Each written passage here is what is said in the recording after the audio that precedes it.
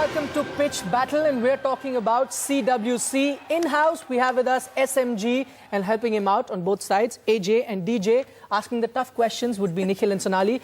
I didn't use our initials because they don't sound as cool. Yeah, a young boy from small town Ranchi, now the toast of the entire nation. Let me start with Dino here. Dino, he's the special captain. All of us in India believe that, but you say Australians always have very high benchmark. How do you look at Dhoni?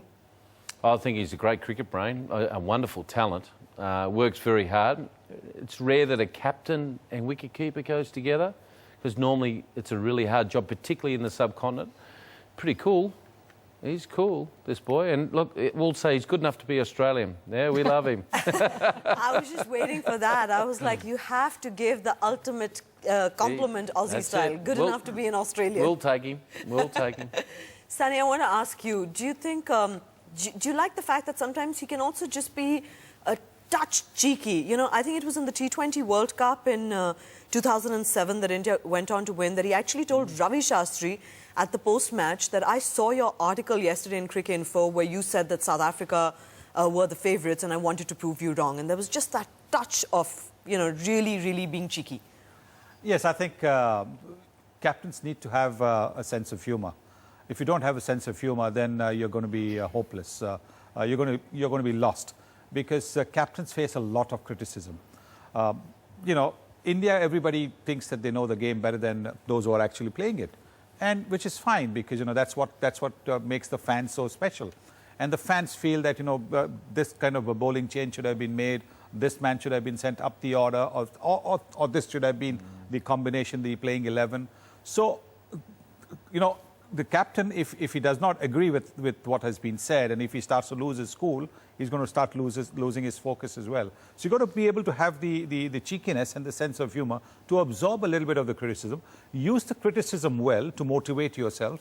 And remember, one thing I can tell you about former cricketers when they say, and I'm a former cricketer now, if anything critical is said, it is only with the intention of helping the team to improve, to focus and improve. It is not with a malicious, view to try and put the team down. It might seem harsh criticism at times, but it is not. It is, I mean, it is not meant as something to demoralize, but in fact something to lift the team up. I mean, there's a classic example of Navjot Singh Sidhu, who was called a strokeless wonder, sticking that article inside his kit bag. And every time he opened the kit bag, he would see that article, and then he would practice it. Eventually, he became one of the biggest hitters in the game. So I think if you use the criticism well, then I think it's always going to be able to work for you. And that's what MST does well. But just to follow up on that, players do tend to get upset about the criticism, because Ian Chappell was once in the studio and interviewing Sachin Tendulkar, and I think this was after the time when he wrote the article saying, have you looked in the mirror, Sachin, because you should be retiring. And Sachin didn't look his usual smiley self when he was talking to him. It would have been at the back of his mind, certainly, that Ian Chappell had said something or somebody had said something. It's at the back of your mind. You're only human. And I think that is the reason why the best policy really is not to read the papers, or not to maybe even watch television where cricket is being discussed. Because when you've played the game yourself that particular day, you know what you've done right, you know what you've done wrong. You don't need anybody else, including a former player, to tell you what you should have done or what you could have done.